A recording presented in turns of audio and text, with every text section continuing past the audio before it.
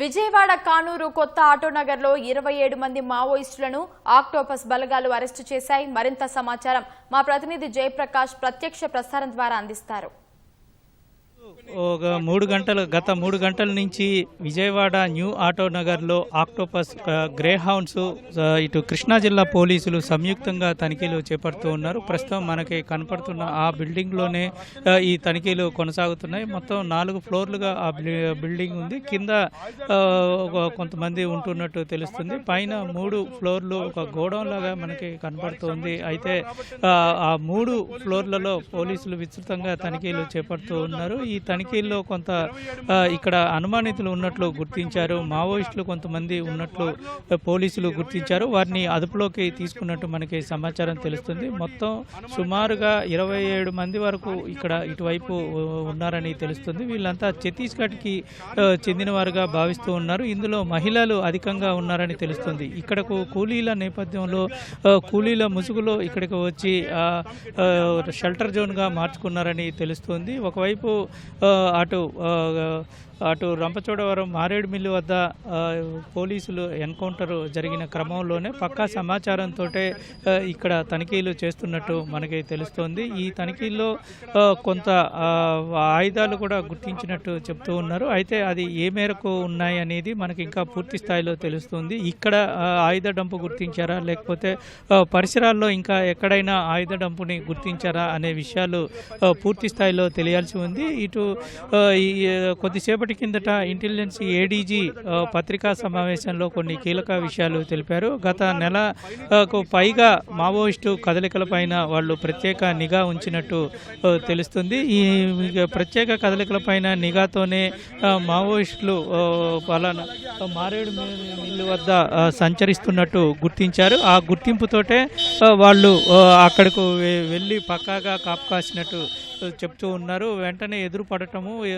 Combing చేస్తున్న తరుణంలో వాళ్ళు ఎదురు పడటము, కాల్పులు జరపటం జరిగింది. దీంట్లో కేంద్ర స్థాయిలో ఉన్నటువంటి కేంద్ర కమిటీలో ఉన్న కీలక నాయకుడు హిడ్మా మృతి చెందడంతో పాటు ఆయన భార్య స్టేట్ లెవెల్ కమిటీలో ఉన్నారు. ఆమె కూడా మృతి చెందింది. మిగతా 4 ఆయనకు గన్మెన్లుగా ఉన్నటువంటి మిగతా 4 మావోయిస్టులు మృతి చెందారు. అయితే వీళ్ళతో పాటు ఇంకా అక్కడ ఎంతమంది ఉన్నారు అనే విషయాలు పూర్తిగా తెలియాల్సి ఉంది. వాళ్ళపైన ఇంకా నిఘా వాళ్ళు అక్కడ ఇంకా పూర్తి స్థాయిలో సెర్చింగ్ అనేటువంటిది జరుగుతూ ఉంది. వారి వద్ద కొన్ని ఆయుధాలు కూడా స్వాధీనం చేసుకున్నారు.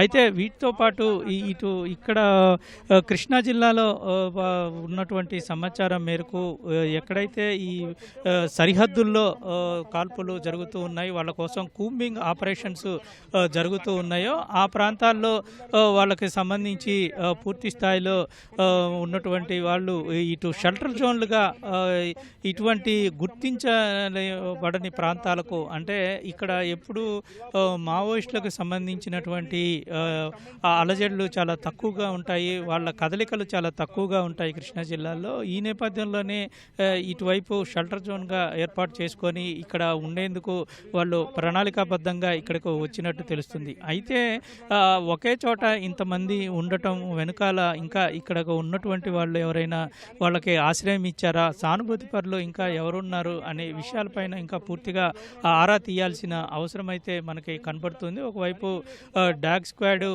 కూడా ఇక్కడికి వచ్చి తనిఖీలు చేసిన పరిస్థితి ఉంది. బాంబ్ స్క్వాడ్ కూడా ఇక్కడ వీళ్ళ ఆయుధాలు, ఎటువంటి ఆయుధాలు ఇక్కడ ఉంచారు అనే అనుమానంతో వాటిని కూడా తనిఖీ చేస్తూ ఉన్నారు. ఆక్టోపస్ గ్రే హౌండ్స్ అదేవిధంగా స్థానిక పోలీసులు ఈ 3 బృందాలు కలిసి సంయుక్తంగా తనిఖీలు చేపడుతూ ఉన్నారు. ఈ చుట్టుపక్కల ప్రాంతాన్ని అంతా తమ అధీనంలోకి తీసుకొని ఇతరులను ఎవరిని అనుమానాస్పద వ్యక్తుల్ని లోనికి రానియకుండా ఉండేందుకు పూర్తి స్థాయిలో ఇక్కడ నాకాబందీ ఏర్పాటు చేసిన పరిస్థితి అయితే ఇక్కడ కనబడుతుంది.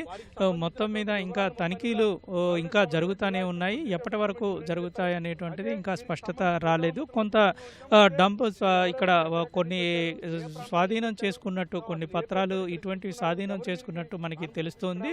మనం ఇక్కడ లైవ్లో చూస్తూ ఉన్నాము.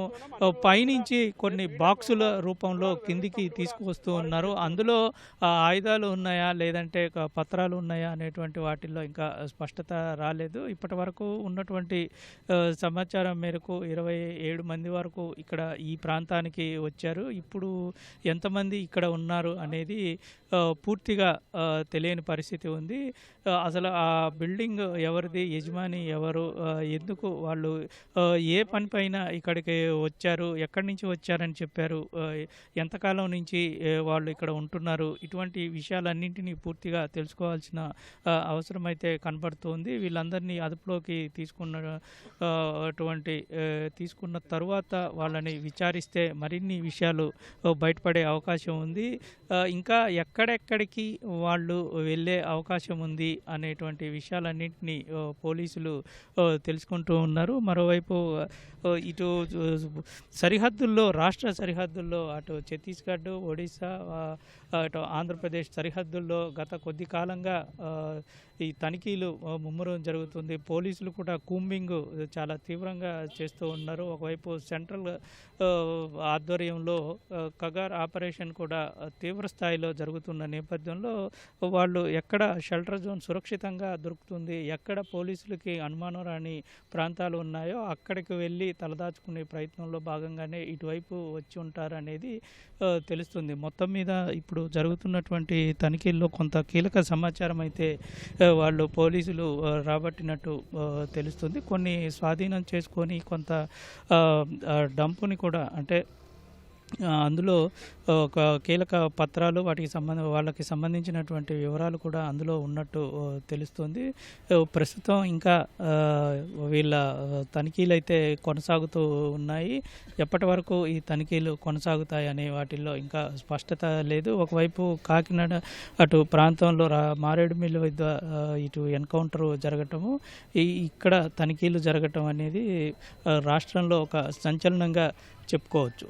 కెమెరామెన్ MSNతో జయప్రకాష్, ఈటీవీ న్యూస్, విజయవాడ.